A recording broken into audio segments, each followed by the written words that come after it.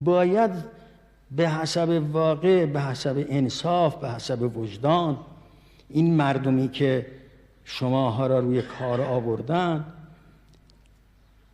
این مردم کوچه و محله و عرض میکنم زاغه هایی که شماها را روی مسند نشوندن، ملاحظه اونها را بکنید و این جمهوری را تضعیفش نکنید.